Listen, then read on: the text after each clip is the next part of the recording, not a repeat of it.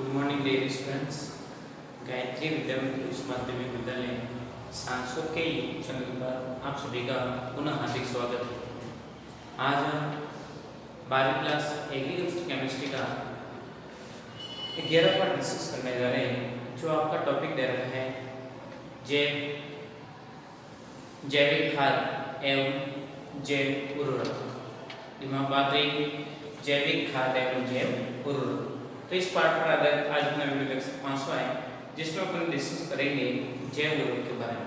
आपने पहले जैविक खाद के बारे में विस्तार रूप से स्टडी की। जैविक खाद के अंतर्गत आपको पता है कि जैविक खाद में आपके मेन से कौन कौन सी खाद है। जैविक खाद जीव जंतुओं द्वारा प्राप्त होने वाली खाद, जिसमें मल मूत्र जीव जंतुओं के अवशेष जो पार्टिसिपेट होते हैं। इसमें मुख्यतः आपने 3 प्रकार की खाद पढ़ी थी। एक तो पढ़ी आपने गोबर खाद, क्या पढ़ी? गोबर खाद। दूसरी पढ़ी आपने कंपोस्ट खाद।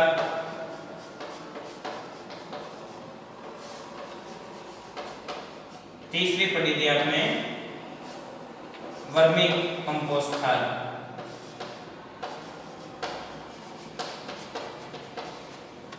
वर्मी कंपोस्ट खाद।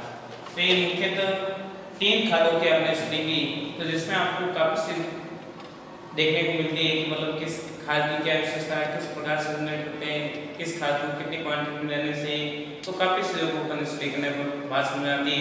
सर्व बेटर बताएगी कौन सी? वर्मी कंपोस्ट खाद। इसका उपयोग सर्वोचित बात है कि वर्मी कंपोस्ट खाद होती है, वो क्या होती है?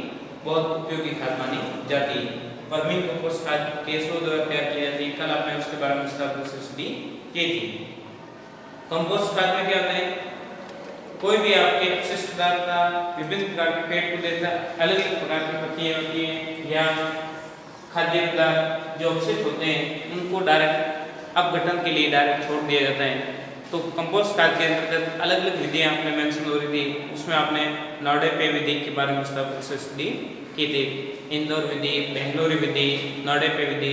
नॉर्डेपे विधि को विकसित करने का कार्य किया किसने? नॉर्डेपे काका, महाराष्ट्र के राज्य में इस विधि को विकसित किया गया था। गोबर खाद के बारे में आप जानते ही। तो ऐसे नॉर्मल काफी मैट्रिक्स पार्ट के अंतर्गत नॉर्मल एकदम बेसिक लैंग्वेज बेस पर है, आसानी से पढ़े, सिंपल सा टॉपिक दे रखा है। प्रत्येक चीज को व्यवस्थित रूप से क्लियर करते हुए बढ़ोगे आगे। तो आज अपना अगला बिंदु पार्ट का सेकंड पार्टीशन शुरू हो रहा है, वो जैविक खाद। जैविक खाद पूरी होगी और आज पढ़ेंगे जैव उर्वरक, बायो फर्टिलाइजर्स। देखिए क्या होते हैं। जैव उर्वरक एक प्रकार के प्राकृतिक उर्वरक बताए गए। जैव उर्वरक एक प्रकार का क्या है? प्राकृतिक उर्वरक है, जिसमें एक या एक से अधिक जीवाणु की मिश्रित संरचना को समावेश होता है, जो नाइट्रोजन स्थिरीकरण करते हैं, नाइट्रोजन स्थिरीकरण तथा अघुलनशील फास्फोरस को घुलनशील बनाने का कार्य करते हैं। बेसिकली आप देखते हैं जो पौधों को सुगमता से उपलब्ध हो सकते हैं। जैव उर्वरक वृद्धि कारक हार्मोन की आपूर्ति करने में भी क्या होते हैं? सहायक रहेंगे। इंपॉर्टेंट रोल से इसका बताया गया, दिमाग बात रहेगी। तो नॉर्मल सा प्रोसेस है। जैव उर्वरक को मुख्य रूप से अपन देखें तो उपयोगिता के अकॉर्डिंग 2 कैटेगरी में डिवाइड कर सकते हैं। और जैव उर्वरक में टोटल आपके कितने उर्वरक बताए रखे? राइजोबियम, एजोबैक्टर, एजोस्पेरिस, एजोला, नीलहरित शैवाल, पीएसबी, माइकोराइजा, अलग अलग प्रकार की प्रजाति, अलग अलग प्रकार के जैव उर्वरक दे रखे हैं। तो उसमें एक तो नाइट्रोजन स्थिरीकरण करने वाले होते हैं और दूसरे होते हैं फास्फोरस, अघुलनशील फास्फोरस को घुलनशील फास्फोरस में कन्वर्ट करने वाले बताए गए। तो देखिए एक एक के बारे में आपकी क्या होगी? डिटेल होगी। नाइट्रोजन स्थिरीकरण करते मतलब करने वाले कौन कौन से उर्वरक हैं और उसमें किस प्रकार सा प्रोसेस संपन्न होता है, एक एक जीवाणु के बारे में अध्ययन करेंगे। तो सिंपल सा प्रोसेस है। देखिए जैव उर्वरक एकीकृत पोषण पद्धति में रासायनिक उर्वरक एवं जीवाश्म खाद का प्रयोग एक संतुलित अनुपात में करते हैं, तब तक तो ठीक है। परंतु रासायनिक उर्वरक आवश्यकता से अधिक मात्रा में आप डालते रहते हैं, तो फिर बाद में धीरे धीरे क्या हो जाएगी? आपकी नॉर्मली खेती में आपके रसायन की प्रॉपर्टी बढ़ जाएगी। और जैविक खेती कब कहलाती है? जैविक खेती की बात करें तो जैविक खेती का निर्माण कब क्या प्रोसेस होता है? जैविक खेती, जैविक खेती ओनली फॉर डिपेंडेंट किस पे होती है? इसमें उर्वरक भी आएंगे और खाद भी डालोगे, वो दोनों क्या होगी? जीव जंतुओं के अवशेष द्वारा होगी। जैविक खाद भी डालोगे और जैव उर्वरकों का प्रयोग भी किया जाता है। इन दोनों को कंबाइंड रूप से यूज करते हैं तो उस रूप से अपन किस नाम से जानी जाती है? जैविक खेती के नाम से जानी जाती है। और जैविक खेती से प्राप्त होने वाले जितने भी प्रकार के उत्पादन प्रोडक्ट होते हैं वो बेटर होते हैं कंपेयर टू केमिकल प्रोसेस। एक तो रसायन विधियों को अपनाते हैं आप, और रसायन विधियों से जो आपके जो प्राप्त होने वाला मटेरियल होता है उसकी तुलना में जैविक खाद को आज के समय में प्रायोरिटी दी जाती है, क्योंकि इससे किसी भी प्रकार का कोई प्रदूषण नहीं होता है। जैविक खेती के दौरान आपको जो मिलने वाले जितने प्रकार के फसल उत्पादन बहुत गुणवत्ता युक्त होते हैं, पौष्टिक होते हैं, ताकतवर होते हैं, जबकि रसायन तो एक प्रकार की केमिकल दवाई और ज़्यादा मात्रा में खाते हैं तो एसिडिटी होने की संभावना रहती है, विभिन्न प्रकार के इफेक्ट देखने को मिलते हैं। तो डायरेक्ट इनडायरेक्ट बात करें तो जैविक खेती सभी के लिए क्या बताएगी? इंपॉर्टेंट खेती बताएगी। तो धीरे धीरे देखते हैं जैविक खेती का आज वर्तमान समय में धीरे धीरे इसको प्रायोरिटी दी जा रही है, क्योंकि रासायनिक उर्वरक तथा रासायनिक खादों का आवश्यकता से अधिक मात्रा में प्रयोग करने से भूमि बंजर हो जाती है और विभिन्न प्रकार के डायरेक्ट इनडायरेक्ट इफेक्ट देखने को मिलते हैं। तो कई प्रकार की समस्या के समाधान करने के लिए उसमें जैविक खेती को बढ़ावा वर्तमान समय में दिया जा रहा है। तो बात दिमाग में रहेगी। तो देखिए सिंपल सा प्रोसेस है कि इसमें आप उर्वरक डालोगे, रासायनिक उर्वरक डालते जरूर फसल उत्पादन बढ़ जाएगा, परंतु उसकी गुणवत्ता क्या हो जाएगी? डिक्रीज हो जाती। तो गुणवत्ता तथा क्वांटिटी दोनों को बढ़ाना है तो उसमें आप जैविक खेती प्रोसेस को हेल्प करना नेसेसरी बताया गया है। देखिए जैविक खेती में रासायनिक उर्वरकों का प्रयोग बिल्कुल नहीं किया जाता है। जैविक खेती में किसी भी प्रकार के रासायनिक उर्वरक या रासायनिक खाद किसी भी प्रकार से कोई नहीं डाली जाती है, ध्यान रखें। ऐसी परिस्थिति में फसल उत्पादन जैव उर्वरकों का प्रयोग बहुत अधिक महत्वपूर्ण होता है, क्योंकि जैविक उर्वरकों के उपयोग से हम प्राकृतिक संसाधनों को उचित जीवाणु के माध्यम से पौधों के लिए पोषक तत्व उपलब्ध कराने के अलग अलग प्रोसेस अपनाते हैं। जैव उर्वरक वास्तव में प्राकृतिक उर्वरक बताए गए जिनमें एक से अधिक जीवाणु की मिश्रित संरचना का समावेश होता है, जो वायुमंडलीय नाइट्रोजन का स्थिरीकरण करने की क्षमता रखते हैं एवं अघुलनशील फास्फोरस को घुलनशील बना देते हैं, जो पौधों को सुगमता से प्राप्त हो जाते हैं। ये जैव उर्वरक वृद्धि कारक हार्मोन्स की आपूर्ति करने में भी सक्षम होते हैं। तो आपको संक्षेप में जो आपके सामने मैंने मैट्रिक बोर्ड पे ऑब्टेन करवा रखा है उतनी चीज़ को आपको कवर करना है। बाकी तो आपकी लैंग्वेजिकल बेस है, उसको एक बार रीडिंग के माध्यम से आपको समझाना पड़ता है। क्या दे रखा है, कोई इंपॉर्टेंस वर्ड हो तो उसको भी फिलअप कर सकते हैं। बाकी जो आपके आवश्यक मटेरियल जितनी रिक्वायरमेंट है उसके अनुसार मैंने आपके सामने ऑब्टेन करवा रखा है। आगे देखते हैं जैव उर्वरक मुख्यतः दो कैटेगरी डिवाइड कर रखे हैं। एक तो नाइट्रोजन स्थिरीकरण करने वाले, दूसरे अघुलनशील फास्फोरस को घुलनशील फास्फोरस में कन्वर्ट करने वाले जैव उर्वरक। देखिए इसमें फर्स्ट अपने सामने आएगा राइजोबियम, उसके बाद में एजोबैक्टर और एजोस्पेरिलम, ये साथ आएंगे और इनका उपयोग करने का प्रोसेस अलग ही होगा। फिर बाद में नीलर, सेवाल और एजोला। तो ये 5 उर्वरकों को अपन स्टडी करेंगे। देखिए फर्स्ट अपन स्टडी करने जा रहे हैं राइजोबियम। नाम से स्पष्टीकरण है, राइजोबियम के बारे में कौन नहीं जानता है कि राइजोबियम दलहनी पौधों की जड़ों में पाए जाने वाले एक प्रकार के जीवाणु है जो सहजीवी संबंध अपनाते हुए अपना जीवन यापन करता है और पौधों को नाइट्रोजन स्थिरीकरण करके प्रदान करने का कार्य भी करता रहता है। देखिए फर्स्ट स्टडी कर रहे हैं राइजोबियम कल्चर। हो गया होगा, आपके स्क्रीनशॉट एक बार ले लीजिए। फिर बाद में आगे अपन बढ़ते हैं राइजोबियम, एजोबैक्टर, फिर बाद में एक एक को कन्फर्म पूरे मैटर को आज अपन लगभग उर्वरक वाले चैप्टर को आज कवर करने का प्रयास करेंगे। जितना पॉसिबल हो सके उतने उर्वरक को कवर करेंगे। फिर बाद में 1-2 लेक्चर का आपका पार्ट इसे बचेगा। फिर आपके टॉपिक क्लोज होएगा और फिर लास्ट में टॉपिक आपका रहेगा 12वां पार्ट और रहेगा डेयरी केमिस्ट्री। और फिर बाद में आपके इस पार्ट पर जितने भी पार्ट आपने पढ़ाए वीडियो लेक्चर के माध्यम से ऑब्टेन करवाए, उन प्रत्येक पार्ट का अपन प्रश्न उत्तरी तथा डाउटफुल वीडियो कन्वर्जन के माध्यम से आपके डायरेक्ट कॉन्फ्रेंस के माध्यम से लाएंगे, जिसमें आपके डाउट हो या किसी प्रकार की प्रॉब्लम हो तो प्रत्येक पार्ट को पुनः रिवीजन के रूप में दोहरान करेंगे। तो ये रहेगा अपना सिस्टमेटिक प्रोसेस।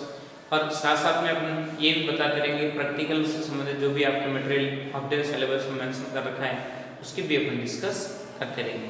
देखिए हो गया इसका शॉर्ट। अभी देखिए राइजोबियम,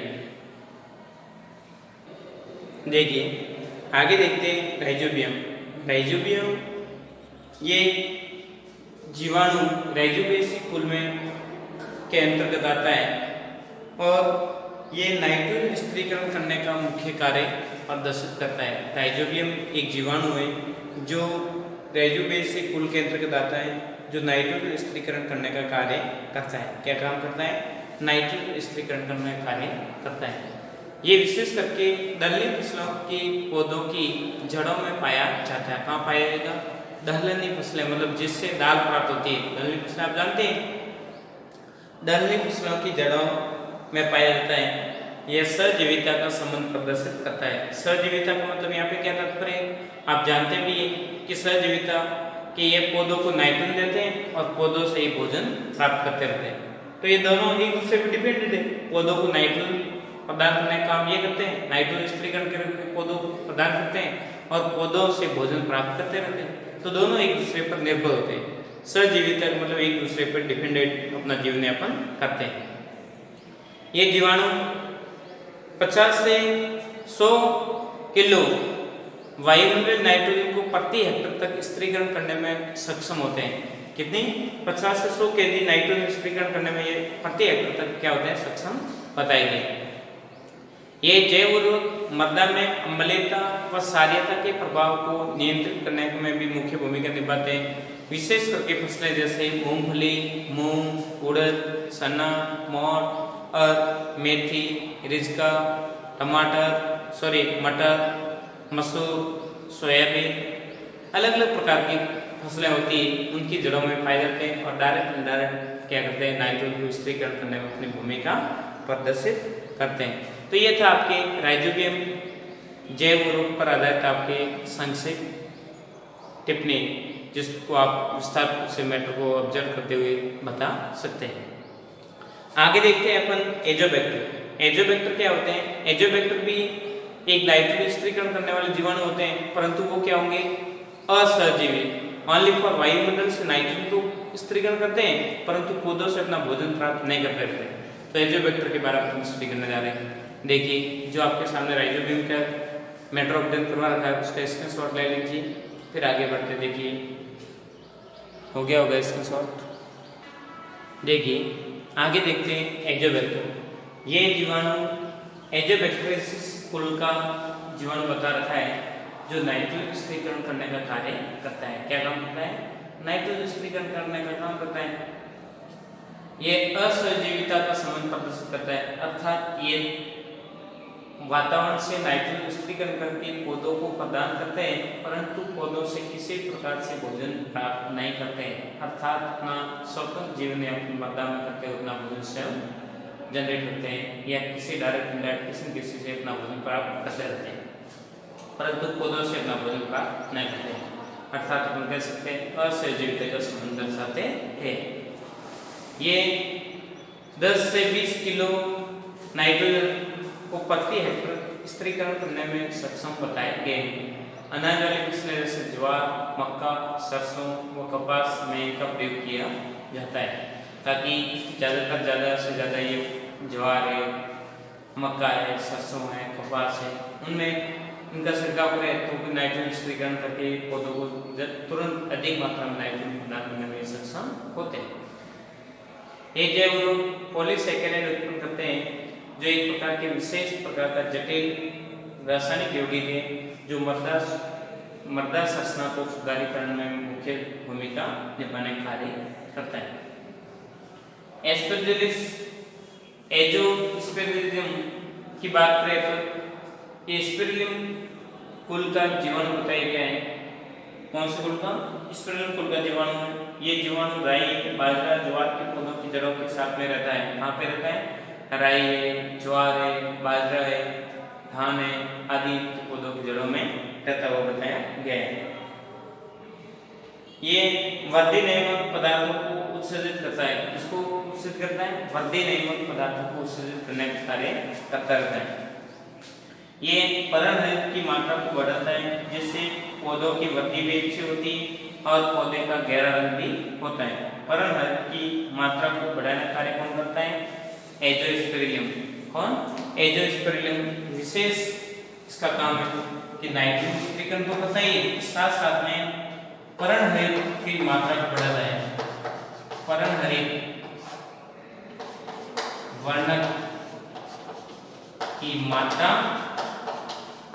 इंक्रीजेज, देन पौधे की वृद्धि एवं पौधे की पत्तियों का रंग, हरा रंग क्या होता है? इंप्रूवमेंट होता है इसकी उपस्थिति से। दिमाग में एजोस्पेरिलियम की उपस्थिति से पौधों की पत्तियों का रंग हरा होता है तथा उनकी वृद्धि अच्छी बताई जाती है। आगे देखते हैं अपन कि अलग अलग प्रकार से अलग अलग फैक्टर देखते हैं तो उनका अलग अलग इफेक्ट देखने को मिलता है। और ये पौधों की जड़ों में माइक्रोरेजन इन्फेक्शन को भी बढ़ा देता है। ये जीवाणु भी मृदा में स्वतंत्र रहकर वातावरण नाइट्रोजन को स्थिरीकरण करके पौधों को प्रदान करते हैं। इसका प्रयोग धान, ज्वार, गन्ना, बाजरा, सब्जियां आदि में किया जाता है। वायुमंडलीय नाइट्रोजन को ये स्थिरीकरण करने में कितना सक्षम बता रखें? 15 से 30 किलो प्रति हेक्टेयर नाइट्रोजन स्थिरीकरण करने में सक्षम होते हैं। इनमें वृद्धि नियामक पदार्थ पाए जाते हैं, जिससे अनाज वाली फसलों में 30 से 40% वृद्धि में बढ़ोतरी बताई जाती है। अब देखते हैं अलग अलग प्रकार के नाइट्रोजन स्थिरीकरण करने वाले जैव उर्वरकों का उपयोग करने का प्रोसेस क्या है? बीज उपचार प्रोसेस है या मृदा उपचार प्रोसेस है या पौधा उपचार प्रोसेस है या कंद उपचार। जितने भी प्रकार के आपके हरित लवक तथा एजोलक के अलावा सभी प्रकार के नाइट्रोजन स्थिरीकरण करने वाले जैव उर्वरक होते हैं, उनके प्रयोग करने का प्रोसेस क्या है? प्रयोग करने की विधियां के मुख्यतः कितनी विधियां देखोगे? नाइट्रोजन स्थिरीकरण करने वाले जैव उर्वरकों का प्रयोग या प्रयोग करने की विधियां। इसके अलावा नील हरित शैवाल, नील हरित शैवाल व एजेलॉक, एजेलॉक होता है ना, उन दोनों को छोड़ के, इन दोनों को छोड़ के बाकी अपने तीनों को छोड़ा, उसका प्रयोग किस प्रकार से कर सकते हैं? तो इसके अंदर विधि मुख्य रूप से आएगी बीज उपचार। एक तो आएगा बीज उपचार, दूसरा मृदा उपचार, तीसरा पौधा उपचार,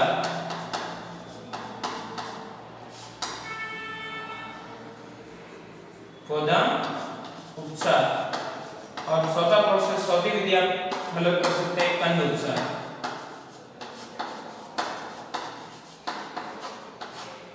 इन चार विधियों को उपयोग करते हुए आप नाइट्रोजन स्थिरीकरण करने वाले जैव उर्वरकों का प्रयोग कर सकते हैं। बीज उपचार में क्या होता है कि मान लो 1 से 2 लीटर आप मान लो क्या ले लेते हैं? पानी ले लेते हैं। क्या ले लेते हैं? पानी ले लेते हैं। फिर बाद में पानी को गर्म करके उसमें क्या मिला दो? गुड़ मिला दो। क्या मिला दो? गुड़। और क्या बन जाएगा? आपका घोल बन जाएगा। क्या बन जाएगा? घोल। और उस घोल में आप राइजोबियम कल्चर पाउडर को मिला दो और फिर बाद में बीजों को एक परत के रूप में फैलाकर उसके ऊपर क्या करते हैं? अपन छिड़काव करते हैं और फिर बाद में अपन उनको मिक्स कर लेते हैं। बीजों को अच्छी तरह से हाथों से ऐसे क्या करते हैं? मसोड़ के क्या करते हैं? मिक्स कर लेते हैं, ताकि पूरे बीजों को आसानी से नाइट्रोजन स्थिरीकरण करने वाले उर्वरकों की मात्रा प्राप्त हो जाती है। मृदा उपचार में क्या होता है?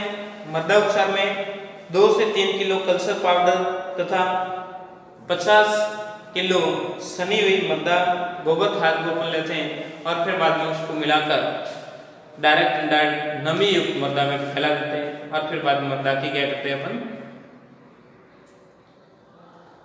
वो बुआई से पहले करते हैं ना, मृदा तैयार करते हैं तो उसमें निराई गुड़ाई का काम शुरू कर लेते हैं। निराई करना, गुड़ाई करना, वो प्रोसेस अपनाते हुए देखे जाते हैं। पौधा उपचार में क्या होता है कि आप एक बाल्टी में 10 लीटर पानी लेकर उसमें 3 से 4 पैकेट क्या डालते हैं? कल्चर पाउडर डाल देते हैं और फिर बाद में तैयार घोल को पौधों की जड़ों पर 10 मिनट के लिए डुबोकर रोपाई की जाती है। डायरेक्ट एक बाल्टी ली और बाल्टी में 10 लीटर पानी ले लिया और उसमें 4-5 पैकेट किसके डाल देते हैं? कल्चर पाउडर डाल देते हैं जो आपके जैव रूप के रूप में काम आ रहा है। उसको डालकर फिर बाद में उस घोल में पौधों की जड़ों को 10-15 मिनट रखते हैं और फिर बाद में भीगी हुई जड़ों को डायरेक्ट पौधे का रोपण किया जाता है। तो इस प्रकार से पौधे का रोपण, पौधा उपचार भी किया जाता है। कंद उपचार में 1 किलो कल्चर पाउडर को 50 से 60 लीटर पानी में घोल तैयार किया जाता है और घोल में आलू, लहसुन, गन्ना आदि के टुकड़ों को 10 मिनट तक डुबोकर बुआई की जाती है। तो देखिए नॉर्मल सा प्रोसेस है। बीज उपचार की बात करें तो बीज उपचार में क्या करना है आपको? डायरेक्ट क्या लेना है आपको? 2 से 3 लीटर पानी लेना है, उसमें गुड़ मिला दो, गर्म करो, ठंडा होने पर कल्चर पाउडर मिला दो और फिर बाद में कल्चर पाउडर इस घोल को मान लो बीज जैसे डाल रखे आपने, उसके ऊपर क्या करते हैं? छिड़काव करते हैं ताकि बीजों को उपचार हो जाए। मृदा उपचार में ऐसा है कि आपने 50 किलो सनी हुई मृदा ले लो और फिर बाद में उसमें 3 से 4 पैकेट उसको डाल के घोल को व्यवस्थित डाल के फिर मृदा के ऊपर मिक्सित कर लेते हैं। तो अलग अलग प्रोसेस के माध्यम से मृदा में नाइट्रोजन स्थिरीकरण करने वाले जैव रूपों का अपन प्रयोग करने के लिए अलग अलग विधि अपना सकते हैं अकॉर्डिंग टू प्रोसेस।